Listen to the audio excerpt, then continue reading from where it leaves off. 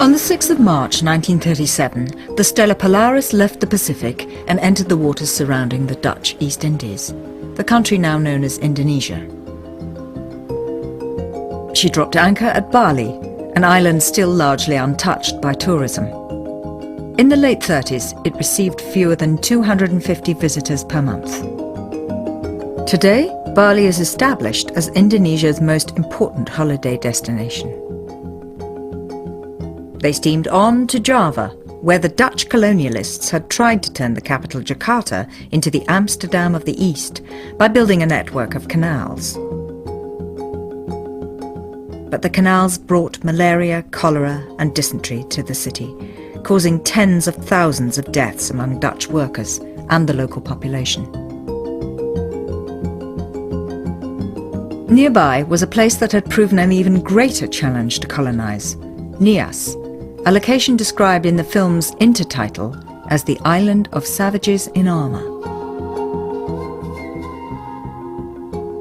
Nias had a particularly bad reputation among the Dutch as a tough place. They'd sent a ship there in the mid-19th century, and the ship had been stormed by the Niasans and the crew beheaded. So this was a dangerous place to go. The Dutch finally conquered the island completely in 1906.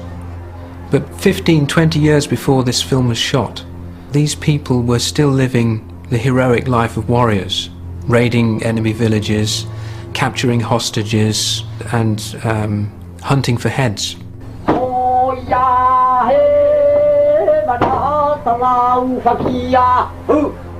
They saw their whole world destroyed, and then they're asked to put on dances which mimic that world.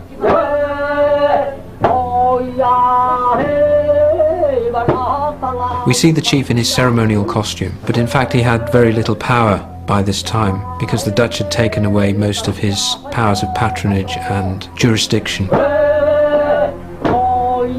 These pictures are quite tragic to me, because they show people who have lost their world completely. All of their values were overturned. Everything that they believed was right about the world was suddenly wrong, sinful.